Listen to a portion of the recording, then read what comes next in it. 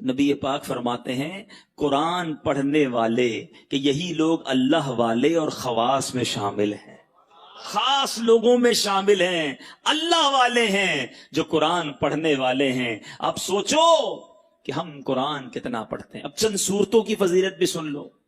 بندہ کہ یار پورا قرآن پڑھنے میں تو ٹائم لگے گا، پورا ہی پڑھنا ہے، لیکن جب جب موقع ملے تو میں کچھ آپ کو خاص صورتیں بتا دیتا ہوں جس کی برکتیں سنتے جاؤ۔ پیارے آقا علیہ الصلوۃ والسلام فرماتے ہیں اپنے گھروں کو قبرستان مت بناؤ، بے شک جس گھر میں سورہ بقرہ پڑھی جاتی ہے شیطان اس گھر سے بھاگ جاتا ہے۔ جب جب موقع 2.5 پارے ہیں، 2.25 پارے ہیں، اگر صحیح پڑھنا ہے تو 1 گھنٹے میں ہو جاتی ہے سورہ بقرہ، 1 گھنٹہ نہیں ہے۔ شیطان بھاگ جائے، برکتیں آ جائیں گی نا۔ جس گھر میں شیطان ہوگا کدھر سے برکتیں آنی ہیں؟ تو سورہ بقرہ اپنے گھر میں پڑھیں، جب جب مہینے میں 1 بار پڑھ لیں، روز کا آدھا پارہ پڑھیں تو 4 دن میں 5 دن میں سورہ بقرہ ختم ہو جائے گی۔ پڑھنے والے تو بنے نا۔ سنیے سورہ کہف کی کیا فضیلت ہے۔ پیارے آقا علیہ الصلوۃ والسلام فرماتے ہیں جو سورہ کہف کی پہلی 10 آیتیں یاد کر لے دجال سے محفوظ رہے گا۔ صرف 10 آیتیں۔ ایک اور جگہ نبی پاک نے فرمایا جو سورہ کہف کی آخری 10 آیتیں یاد کر لے دجال سے محفوظ رہے گا۔ اور سبحان اللہ، اب جمعے کے دن سورہ کہف پڑھیں، اس کی الگ فضیلت ہے۔ سورہ یاسین کثرت سے پڑھا کریں۔ پیارے آقا فرماتے ہیں بے شک ہر چیز کا دل ہے اور قرآن کا دل سورہ یاسین ہے۔ جو 1 مرتبہ سورہ یاسین پڑھے گا اس کے لیے 10 مرتبہ قرآن پڑھنے کا ثواب لکھا جائے گا۔ اللہ کی رحمت تو دیکھو، سورہ یاسین 10 منٹ میں پوری ہو جاتی ہے، 10 قرآن کا ثواب۔ ہم سے گھنٹوں ٹی وی دکھوا لو، ہم سے گھنٹوں فون پہ بات کروا لو، 10 منٹ سورہ یاسین کے لیے ٹائم نہیں نکلتا۔ کتنی دوری ہے قرآن سے، سوچئے۔ سورہ دخان یہ بھی تقریباً 3 صفوں کی صورت ہے، بہت جلدی پوری ہو جاتی ہے۔ فضیلت سنو، پیارے آقا علیہ الصلوۃ والسلام نے فرمایا، ترمذی کی حدیث، جو کسی رات میں سورہ دخان پڑھے گا تو صبح ہونے تک 70,000 فرشتے اس کے لیے دعائے مغفرت کرتے رہیں گے۔ ہم ایک امام صاحب سے دعا کرا کے بڑے خوش ہوتے ہیں، یار فلاں مولانا صاحب آئے تھے، میں نے ان سے دعا کرائی، بڑی اچھی بات ہے، بزرگوں سے کرانی چاہیے۔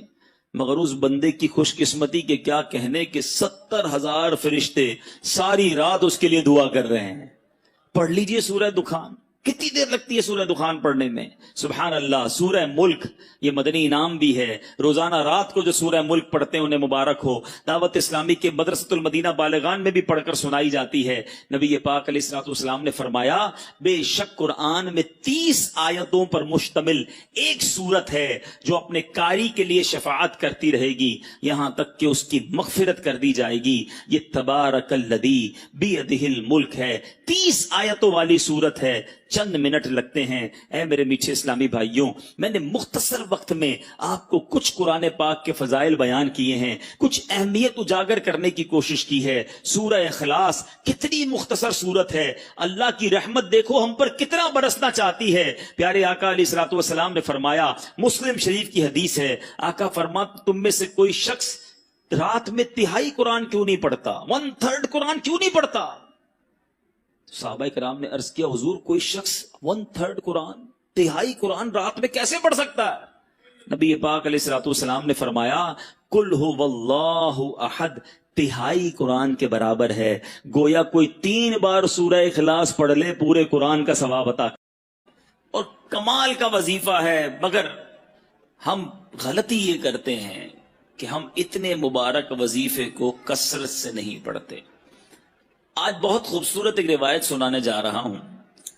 نبی پاک علیہ الصلوۃ والسلام کے صحابہ، بعض صحابہ نے فرمایا کہ جس مجلس میں، جس محفل میں، جس اجتماع میں سرور کائنات صلی اللہ تعالی علیہ وسلم پر درود پاک پڑھا جاتا ہے، اس مجلس سے ایک نہایت پاکیزہ خوشبو مہکتی ہے۔ ہم نارملی خوشبو لگاتے وقت کیا پلان کرتے ہیں کہ ایسی خوشبو ہو کہ تھوڑا دور تک جائے۔ عطر والے کو کہتے ہیں نا یار ذرا لانگ لاسٹنگ دینا، ایسا عطر پرفیوم دینا جو دیر تک رہے اور دور تک مہکے۔ آؤ میں بتاتا ہوں درود پڑھنے والوں، جب تم درود پڑھتے ہو تو خوشبو کدھر تک جاتی ہے؟ صحابہ کہتے ہیں جب کسی مجلس میں، کسی محفل میں درود پڑھا جاتا ہے تو اس درود کی مہک آسمانوں تک جاتی ہے، اور وہاں اللہ کے فرشتے اس خوشبو کو جب محسوس کرتے ہیں تو کہتے ہیں زمین پر کسی مجلس میں ہو نہ ہو کہیں آقا کے دیوانے جمع ہو کر نبی پاک پر درود و سلام کا نذرانہ پیش کر رہے ہیں۔ یعنی یہاں ہم درود پڑھیں، وہاں فرشتوں کو پتہ چل جاتا ہے کہ کہیں درود پڑھا جا رہا ہے جس کی یہ مہک ہے، اس کی یہ خوشبو ہے جو آسمانوں تک پہنچ رہی ہے۔ اللہ اکبر۔ نبی پاک علیہ الصلوۃ والسلام ایسے، ان کا ذکر اتنا مہکا، ان کی بات کرے تو خوشبو نکلے، تو خود نبی پاک علیہ الصلوۃ والسلام کی خوشبو کا عالم کیا ہوگا۔ میں بڑے بڑے حسین، بڑے اسپیشل لوگوں کی لوگ بات کرتے ہیں، لوگ کہتے ہیں بہت حسین ہے فلاں فلاں جناب، بڑا اس کو لوگ فالو کرتے ہیں، اس کے فینز ہیں، اس کے فالوورز ہیں۔ دنیا داروں کی جو محبت میں گرفتار ہیں، میں ایک سوال کرنا چاہتا ہوں، ساری دنیا میں کوئی کتنا ہی حسین کیوں نہ ہو، اس کے پسینے سے بدبو آتی ہے، ٹھیک ہے نا جناب؟ کوئی کتنا ہی طرح دار کیوں نہ ہو، ایٹیکیٹس والا کیوں نہ ہو، جو بڑا نازک کیوں نہ ہو، مگر جب وہ تھوکتا ہے تو اس کے تھوک سے لوگوں کو گھن آتی ہے۔ Nobody like it. کس کو تھوک اچھا لگتا ہے؟ میں سرور کائنات علیہ الصلوۃ والسلام کے مبارک چہرے کی بات نہیں کروں گا کہ اس چہرے میں تو رب نے کیسا حسن عطا فرمایا کہ مولانا حسن رضا خان صاحب لکھتے ہیں ایسا تجھے خالق نے طرح دار بنایا، ایسا تجھے خالق نے طرح دار بنایا، یوسف کو تیرا طالب دیدار بنایا، کونین بنائے گئے سرکار کی خاطر، کونین کی خاطر تمہیں سرکار بنایا۔ تو نبی پاک کے مبارک چہرہ انور اور اس کے حسن کی بات آج نہیں کریں گے، پیارے آقا کے ان ہاتھوں کی بات نہیں کریں گے کہ جس طرف اٹھ گئی دم میں دم آ گیا، اس نگاہ عنایت پہ لاکھوں سلام، ہاتھ جس سمت اٹھا غنی کر دیا، موجے بحر سماحت پہ لاکھوں سلام، ہم اس کی بھی بات نہیں کریں گے۔ پیارے آقا کے مبارک دور و نزدیک کے سننے والے وہ کان لالے کرامت پہ لاکھوں سلام، اس کی بھی بات نہیں کرتے، بلکہ ہم صرف ان دو چیزوں کی بات کرتے ہیں کہ جس سے عموماً لوگ دور بھاگتے ہیں۔ میں اور آپ پرفیوم کیوں لگاتے ہیں، عطر کیوں لگاتے ہیں؟ کہ میرے اور آپ کے پسینے سے کسی کو بدبو نہ پہنچے، ایسا ہی ہے نا؟ بندہ اپنے پسینے سے کسی اور کو تکلیف نہ ہو، اچھی بات ہے، سنت کی نیت بھی ہو اور یہ بھی ساتھ نیت ہو کہ میری وجہ سے کسی مسلمان کو تکلیف نہ ہو، عطر لگانے کا بھی ثواب ملے گا۔ لیکن آج بتاتا ہوں میرے آقا کا پسینہ کیسا تھا، نبی پاک کا لعاب دہن کیسا تھا۔ We just talk about these two things۔ ہم فقط ان دو چیزوں کی آج بات کرتے ہیں، ذرا غور کیجئے۔ باقی نبی پاک کے کمالات تو بیان ہی نہیں کر سکتے نا، بڑے بڑے علماء نے کوشش کی، عاشقوں کے امام نے بھی قلم اٹھایا، جس نے بھی کوشش کی وہ عاجز ہو گیا، حیران ہو گیا۔ کیا خوب لکھتے ہیں اعلیٰ حضرت، سرور کہوں کہ مالک و مولا کہوں تجھے، باغ خلیل کا گل زیبا کہوں تجھے، آقا تیرے تو وصف عیب تناہی سے ہے بری، حیران ہوں میرے شاہ میں کیا کیا کہوں تجھے۔ آج اس شعر کا مطلب بھی تھوڑا سا سمجھ لو۔ عیب تناہی، علماء بیٹھے ہیں ماشاءاللہ، یہ کیا ہے، اس کے پیچھے کیا لکھا ہے اعلیٰ حضرت نے؟ مثال کے طور پہ اگر آج میں آپ سب کو کاغذ بھی دے دوں، قلم بھی دوں، اور کہوں ذرا لکھو کسی پرسنل، جس شخصیت سے آپ پیار کرتے ہیں اس کے اوصاف لکھیں، اس کی خوبیاں لکھیں، آپ لکھنا شروع کریں گے، 10 لکھ دیں گے، 15 لکھ دیں گے، 50 لکھ دیں گے، اس کے بعد آپ مجھے سارے ہی قلم کاغذ واپس دے دیں گے کہ بھائی آپ نے کیا لکھا؟ آپ لکھیں گے بڑا حسین ہے، خوبصورت ہے، ملنسار ہے، مسکراتا ہے، مدد کرتا ہے، خیال کرتا ہے، حوصلہ بڑھاتا ہے۔ 10 15 20 پھر رک جائے گی نا قلم، اسٹاپ۔ آپ کہیں گے جناب یہ جس سے میں پیار کرتا ہوں نا، یہ اس کی تعریف ہے۔ اعلیٰ حضرت کہتے ہیں یہ جو چیز ختم ہو جاتی ہے نا، تعریف رک جاتی ہے، تعریف اینڈ ہو جاتی ہے، یہ بھی تو ایک عیب ہے، تناہی اینڈ ہو جانا۔ اعلیٰ حضرت کہتے ہیں نبی پاک کی ذات وہ ہے جن کے اوصاف ختم ہی نہیں ہوتے ہیں، 1400 سال سے زیادہ وقت گزر گیا ہے، آج تک لکھنے والے لکھ رہے ہیں۔ بات ہے کہ پوری نہیں ہو رہی ہے، بات ہے کہ ختم ہی نہیں ہو رہی ہے۔ امام لکھتے ہیں تیرے تو وصف عیب تناہی سے ہیں بری، حیران ہوں میرے شاہ میں کیا کیا کہوں تجھے، لیکن رضا نے ختم سخن اس پہ کر دیا، خالق کا بندہ خلق کا آقا کہوں تجھے۔ تو نبی پاک علیہ الصلوۃ والسلام کی فقط ان دو چیزوں کی بات کرتے ہیں۔ آپ نے ذکر مصطفیٰ درود پاک کے بارے میں سنا نا کہ آقا کا ذکر کرو تو آسمان تک خوشبو جاتی ہے، کیوں نہ خوشبو جائے؟ نبی پاک خود کتنے مہکے مہکے، اللہ اکبر۔ میرے آقا جس گلی سے گزر جاتے ہیں نا، جس گلی سے نبی پاک گزر جاتے وہ سڑک مہک جایا کرتی، وہ گلی خوشبودار ہو جایا کرتی۔ صحابہ کرام کو جب نبی پاک کو تلاش کرنا ہوتا کسی سے پوچھتے نہ تھے کہ نبی پاک کہاں گئے ہیں، سڑک کے کنارے کھڑے ہوتے، خوشبو بتا دیتی کہ آقا گزر کر گئے ہیں۔ اور اسی بات کو بریلی کے تاجدار نے، امام عشق و محبت نے کیا خوبصورت انداز میں لکھا، فرماتے کیا مہکتے ہیں مہکنے والے، لگا لو خوشبوئیں جتنی لگانی ہے، مہکنے والوں سنو کیا مہکتے ہیں مہکنے والے، بو پہ چلتے ہیں بھٹکنے والے، امبر زمین۔ اعلیٰ حضرت کہتے ہیں بتاؤں نبی پاک جس سڑک سے جس گلی سے گزرتے وہ گلی پہچانی کیسی جاتی؟ کہتے ہیں امبر زمین، عبیر ہوا، مشک تر غبار۔ آقا جس گلی سے گزرتے زمین امبر کی ہو جاتی، ہوا عبیر ہو جاتی، اور غبار جو تھا مٹی جو ہے وہ مشک جیسی ہو جاتی۔ امبر زمین، عبیر ہوا، مشک تر غبار، ادنا سی یہ شناخت تیری۔ جو ہے وہ ایک صحابی آئے نبی پاک علیہ الصلوۃ والسلام کی بارگاہ میں، کہا حضور بچی کی شادی ہے اور خوشبو درکار ہے۔ پیارے آقا علیہ الصلوۃ والسلام نے فرمایا کل آنا، ایک کھلے منہ والی شیشی لانا، ساتھ ایک لکڑی کا ٹکڑا بھی لے آنا۔ صحابی دوسرے دن پہنچ گئے۔ نبی پاک علیہ الصلوۃ والسلام نے انہی صحابی کے سامنے، دیکھو یہ عشق کا امتحان دیکھو، انہی صحابی کے سامنے اپنے مبارک ہاتھوں سے پسینہ نکالنا شروع کیا اور اس شیشی کے اندر بھرنا شروع کیا۔ مانگا عطر ہے اور دیا پسینہ جا رہا ہے، مگر صحابی کا بلیف دیکھو، یقین دیکھو۔ عرض نہیں کیا کہ حضور بچی کی شادی ہے، عطر چاہیے، آپ پسینہ دے رہے ہیں۔ پیارے آقا نے جب شیشی بھر گئی فرمایا اپنی بیٹی کو کہنا جب خوشبو کی ضرورت ہو اس لکڑی کے ٹکڑے سے اس عطر کو، اس پسینے کو اپنے جسم پر لگا لیا کرے۔ صحابی بیٹی کے پاس لے کر گئے، دلہن ہے۔ میری اسلامی بہنیں سوچیں، عشق دیکھو، آج دلہن کے نخرے ہی ختم نہیں ہوتے، باپ قرضے میں چلا جائے اس کی فرمائشیں ختم نہیں ہوتی ہیں۔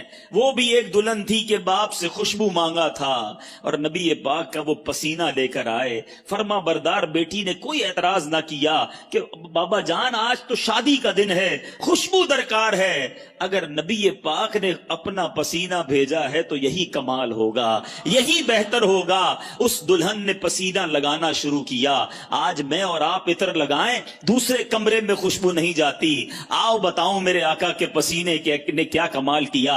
علماء موجود ہیں، حدیث کی کتابوں میں یہ الفاظ ہیں کہ جیسے ہی اس دلہن نے پسینہ ملا پورے مدینے میں اس کی خوشبو پھیلنا شروع ہو گئی۔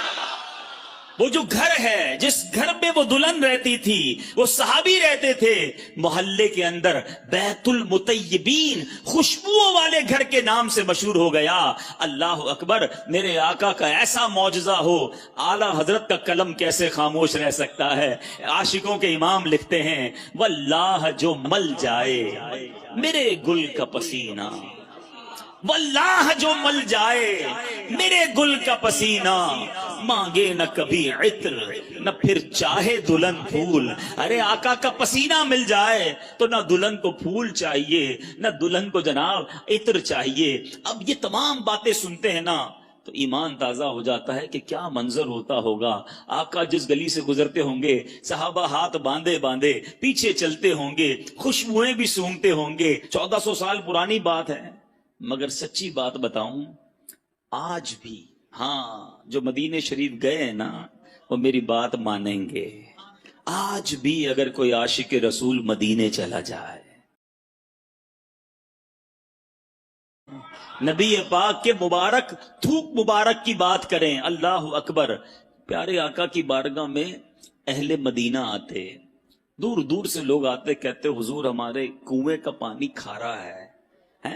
آپ کے یہاں بھی کبھی بورنگ میں کھارا پانی نکل آئے؟ اب تو آر او پلانٹ وغیرہ سنائے لگتے ہیں، لیکن پھر بھی ویسا میٹھا نہیں ہوتا۔ سنو صحابہ کے پاس کون سا پلانٹ تھا؟ کھارا کنواں میٹھا کرنا ہوتا تو کہاں جاتے تھے؟ نبی پاک کے در پر آتے تھے، انہیں پتا تھا جو مانگو آقا عطا فرماتے ہیں۔ واہ کیا جود و کرم ہے شہ بطحا تیرا، نہیں سنتا ہی نہیں مانگنے والا تیرا۔ تو آقا علیہ الصلوۃ والسلام کی بارگاہ میں آئے، آ کر عرض کرتے حضور پانی کھارا ہے، ہمارے کنویں کا پانی کھارا ہے۔ نبی پاک کلی فرما کر، کبھی کلی فرما کر پانی دے دیتے، کبھی خود تشریف لے جا کر کنویں پر کلی فرماتے۔ آقا کا کلی کیا ہوا پانی، کیونکہ اس میں لعاب مصطفیٰ صلی اللہ تعالی علیہ وسلم مل جاتا تھا، جب وہ کنویں میں ڈالا جاتا کھاری کنواں میٹھا ہو جایا کرتا۔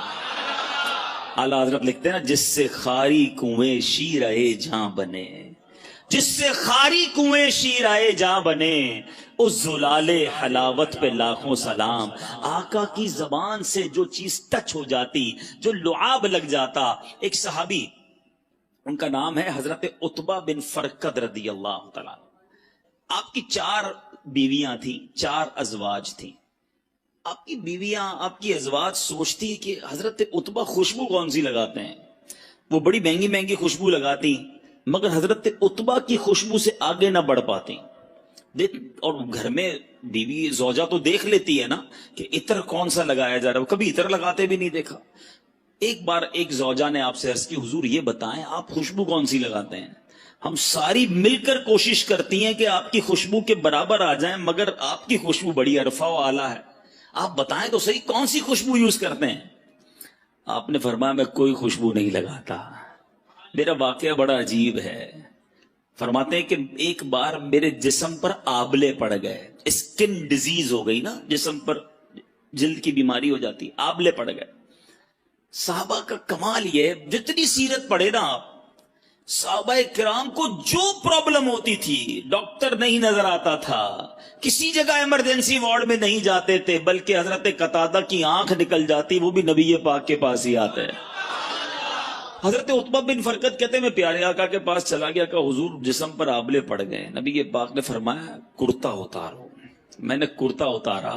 آج اسکن پر، جلد پر کوئی بیماری لگے تو کریم لگائی جاتی ہے، آئنٹمنٹ لگائے جاتے ہیں، بڑے بڑے ڈاکٹر فارمولے لگاتے ہیں۔ نبی پاک نے حضرت عتبہ کا کرتا اتارنے کے بعد اپنا لعاب دہن نکالا، حضرت عتبہ کے جسم پر ملنا شروع کر دیا۔ اپنی زوجہ سے فرماتے ہیں وہ دن ہے، آج کا دن ہے، آبلے تو ختم ہو گئے، ہمیشہ میرا جسم بہکتا ہی رہتا ہے۔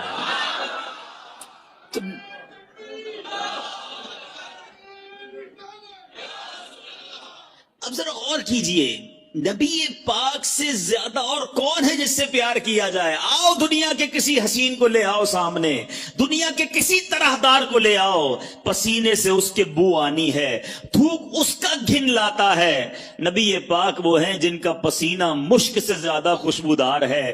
لعاب دہن جو ہے کسی کے جسم پر مل دو جسم خوشبودار ہو جاتا ہے۔ تو نبی پاک کو اللہ نے وہ باکمال، وہ حسین اور وہ دل ربا بنایا ہے، تو پھر کیوں نہ نبی پاک سے محبت کی جائے، ان پر اپنا سب کچھ فدا کیا جائے۔ ایک بات سمجھنی ہے، اب میں نے کہا نا کہ ایک چھوٹی سی بات میں نے کی ہے، پیارے آقا کے لعاب کی، نبی پاک کے پسینے کی۔ آپ پیارے آقا کی زندگی کی کسی بھی چیز کو اٹھا لیں، نبی پاک کے کسی عضو کی بات کریں، پیارے آقا کے کسی بھی پارٹ آف دا باڈی کی بات کریں، اس کے مقابلے میں با کمال اور دنیا میں کوئی چیز نہیں ملے گی۔ نبی پاک کی باتیں، پیارے آقا کی پرخیف گفتگو کی بات کریں، ایسا بولنے والا سارے جہان میں کوئی اور نہیں ملے گا۔ نبی پاک کی عادتوں کی بات کریں، ایسی عادتیں دنیا میں کہیں نہیں ملے گی۔ اور ایسے کیسے ملے گا جب نبی پاک کو رب نے حبیب بنایا، اپنا حبیب بنایا، تو پھر پیارے آقا جیسا پھر کسی کو نہ بنایا۔